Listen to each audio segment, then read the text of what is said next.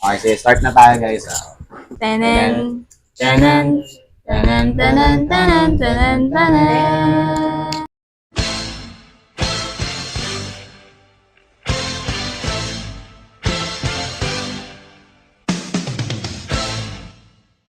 So, hi and hello everyone and welcome to our podcast featuring Alensis.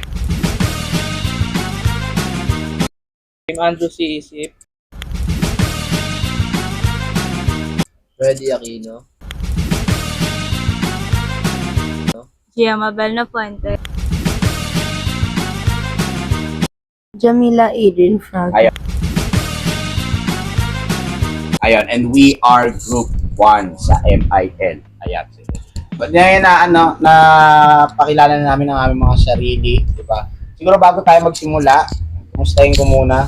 Ayun, nakailang weeks na, di ba? Ay, itong week na to napaka-stressful. Yes. Kasi magkamustahan muna tayo. Ikaw ba, sige Kim? Kumusta ka? Okay lang naman. Kahit nakaka-stress tong week na to. Hmm. Like, susunod pa tong week. Okay lang. Stressful. Siguro. Sige, ikaw, pwede. Ano? Kumpleto pa, buhay pa, Saka, di ba, balita ko, nagka-training ka, no? Kasama ka sa basketball. O syempre, sabay-sabay yun, di ba? Exam, basketball, Yun na eh. pagod. Hindi, masakit na taon mo ngayon. Masakit na taon mo ngayon. Di ka naman malungkot. Kita naman ako. Yun naman. Ikaw, Gia, Ayoko na. ayaw mo na. Same. Ayoko na. May exam pa kami, May tapos kayo exam pa tapos kayo, na. di ba? Uy, kabahan na kayo sa quiz. Oh, No. Basic. Ay, ikaw. Small things.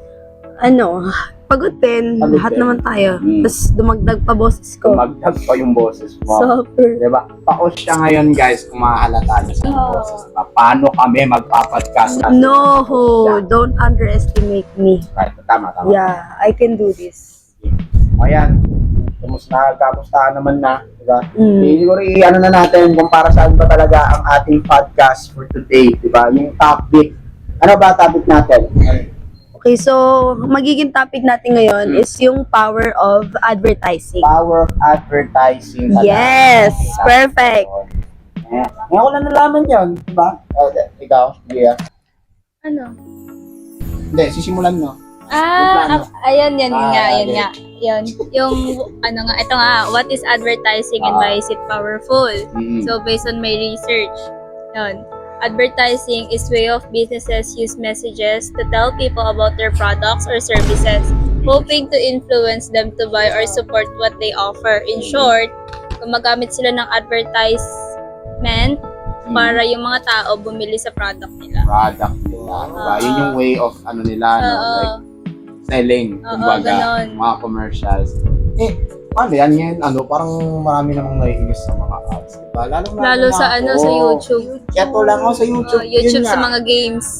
Like sa games, diba? Yung mga hits, reward? Oh, pagkukuha ng rewards, kailangan pa manood ng kailangan ads. pa Kulang recently, nalulog yun sa tagal mo, ads 10 seconds, wala pang skip ad. Diba? Tapos dalawa. Dalawa pa.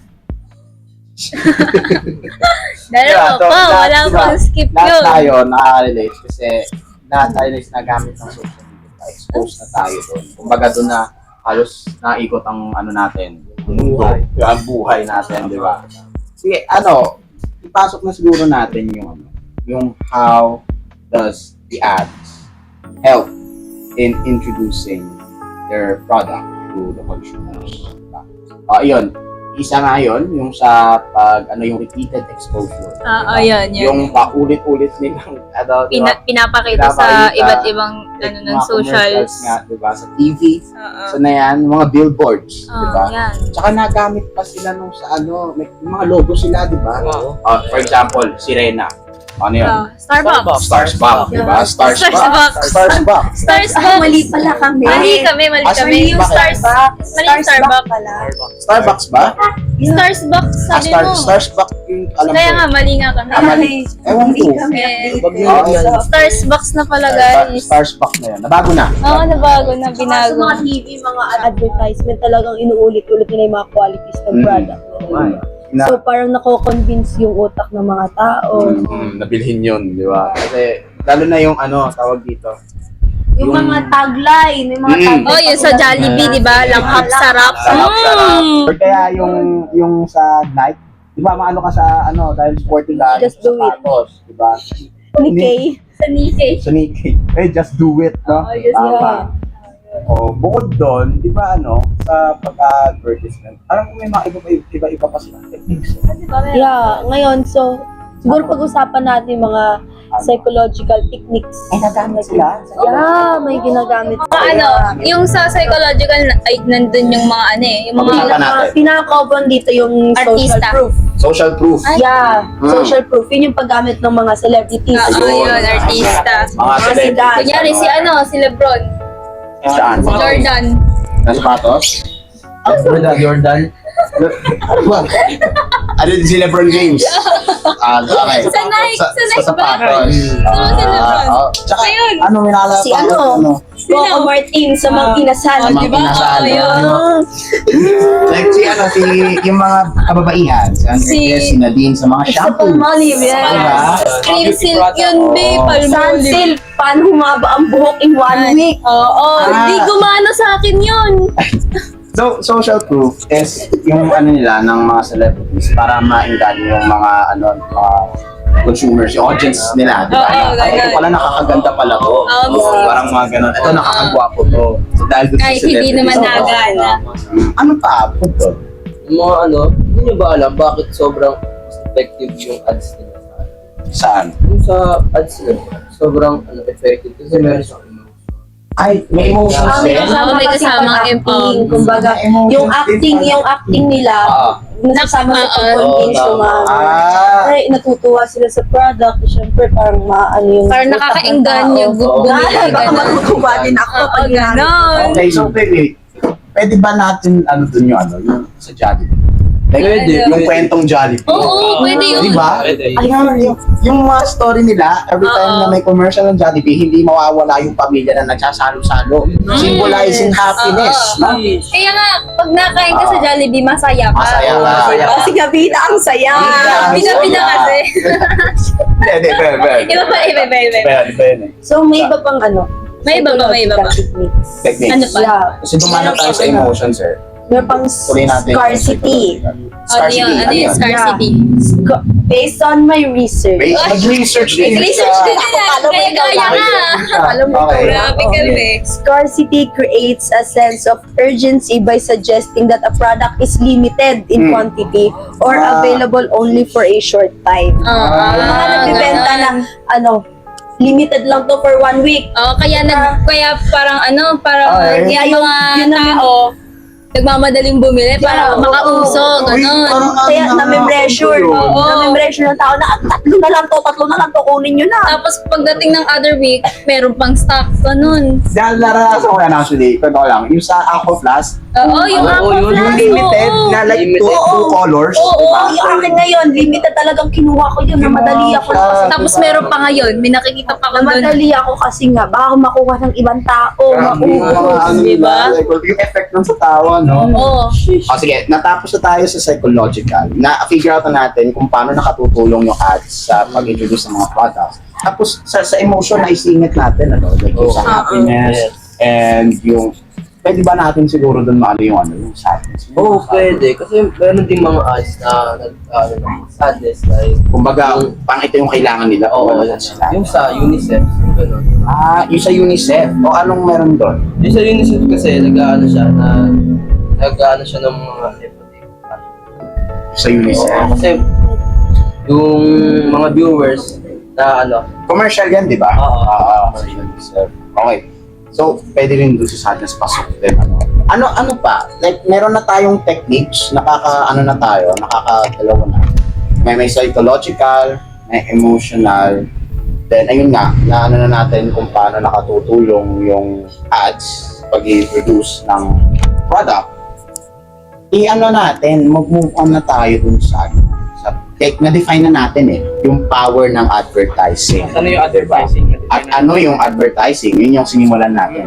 Define, then yun nga, siyagot natin tanong kung bakit siya powerful.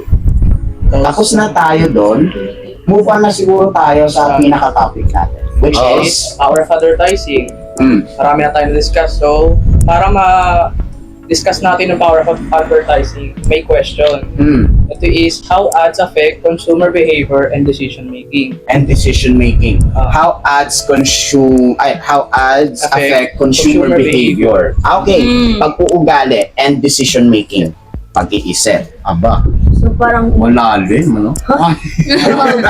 Grabe ang lalim. Di ba? Like, Low. parang andito yung, hindi, andito yung topic. Tapos, Dito sa baba. andito tayo, andito yung topic. Very, very low. Very low. So, yung una nito is yung repeated exposure. Wait, nag-research ka rin ba? Yes. Nag-research din pala si Kim. Nag-research din siya, guys. Oh my gosh. Ano to, principle of mere exposure effect. That is sinasuggest ito is yung mga people, nagde-develop sila ng preference for things na na-expose sila repeatedly. Oo, yung repeated Parang exposure. pag na-expose sila, yung nag-i-increase ng familiarity sa brand or product. Oo. Kasi mas pagkilala nila yun yung pipiliin nila, di ba? Oo, yun. actually ito. sa TV pa lang, ang laki na ng exposure na. Yun nga eh. Pansinin nyo, sa ABS-CBN, di ba? Mas madami pang commercial kaysa sa palabas. Sa palabas, Si, mismo. mga naka siguro ang mga palabas 3 minutes lang. Ang commercial 5 5 minutes. Ganon. Iinis na ako. Ayun nga. Commercial. So, it makes familiarity. So, kumbaga, parang for example, coffee, tapos ang And katulad ng kanina, sabi mo sa mga logo and brand. Sa mga tagline, ang bilis na natin ma-memorize, di ba? Nasasabayan na nga natin mga commercial sa TV. Kahit hindi ka nakatingin. Kapag di ka nakatingin, Naghuhugas ka na, tapos bigla ka Nasasabayan nasasabay. mo. Lang sarap. Ganon. Para saan ka bumabangon? Gumagamit sila ng consistent visual and auditory elements. Ayan yung sa, di ba? Logos, jingles, tagline, Ayun na nga. brand recognition. Okay. Ano pa? Repeated elements yon na nag-associate sa positive feeling or useful attributes. Okay. For example, may catchy na jingle or tagline, katulad sa Nike na Just Do It, Just do it. Tama. parang mas magiging recognizable or top of mind yung product sa mga consumers. Bukod pa doon, meron pa ba? Siguro sa Joy. Si Sa Joy. sabon. Is Ayun, possibly sa Joy, di ba ano yun? Isang patak, isang katutak. O, di ba Yun. nakaka-catch ka? Tawa. So, nandun pa lang, di ba? Doon pa lang makikita na natin kung paano Actually, siya. Ano yung pinaka-isa rin sa na-recognize ko sa Joy, hindi mawawala sa advertisement nila yung pagko-compare nila sa brand X. Yung pag-compare nila ng ibang Brand, product. oo, Yun yung sa brand kanila, X. sa kanila isang pirasong germs lang natira. Sa brand X, ang dami. Masebo pa. Oo. Parang hindi nilagyan ng sabon eh. Ano yung brand X na yun? Ayan nga. So, doon pa lang makikita na natin kung paano siya nakaka-affect sa ugali ng mga consumer. Ito, sige, dito ako mas pamilyar. Ito yung kilala ko. Ito, so ito yung bibiliin ko. Pag gano'n, di ba? Tapos, yung sa decision making nila, ayun nga, pasok na rin yun doon. Yung tipong parang hindi ka na mag-iisip pa ng other options kasi andun na yung tiwala mo eh. Naka-isa lang, ka lang sa isang, wala nang iba pa. So, doon nasagot na natin yung tanong. Diba? Na how ads affect consumer behavior and decision. Yung ba, yun na yung purpose ng podcast natin, right? Yeah, kung ano talaga yung impact ng advertisement. Ay, tapusin na natin. O sige, to conclude. Tapusin na natin. Kaya mo na yan. Ako naman to. Oo, kaya mo na yan. Ako na. Kanina pa siya nagsashine. Ganyan ba siya? Kailangan ko. Kailangan ko ng script. Ay, bawal Oo, prepare ko yan. Sige. Oo. While ads are designed to influence your choices, it is still important to be aware of their effects, di ba? And make thoughtful decisions. Recognizing the strategies used in advertising can help you be more critical of the messages you receive and choose products based on your actual needs and preference rather than just emotional or repeated exposure. By understanding these techniques, yung mga nabanggit namin guys, di ba? You can make more informed choices that align with your values and goals. Yeah. So kayo na bahala umintindi nun. Basta Yeah. naintindihan ko lang. Summarize natin. Summarize natin. So, parang in short, In yung short, mga ginagamit natin sa bahay ng mga products is influenced siya by advertisements na ganun siya napapanood ka-powerful, natin. guys. Tinatakpan niya yung mind natin na kumbaga parang mag-isip pa ng other options. Yeah, malaki ang Diba? pagko-convince niya sa utak natin. Iba yung effect. Kahit eh. nasanay ka na dun sa isang brand, talagang i-convince ka niya na bumili yung Yeah. isang brand. Ganun. Hindi na tayo nakakapag pa ng ibang options. Oo. Sarado na yung isip natin dahil dun sa alis na yan. So, dahil na summarize natin, tapusin na. Tapusin na natin to! Okay, tapusin natin, guys. So, ayan, that is all for our podcasting for today. Again, I'm Alensis Tagumbay. I am Kim Andrew CEC. I'm Freddy Aquino. I'm Gia Mabel Puente. And I'm Jamila Adrian Fraga. We are Group 1. Thank you very much for listening. And Bye-bye! Bye! Tanan, tanan, tanan, tanan, tanan, tanan. Babay End mo na, guys. Jami. End mo na.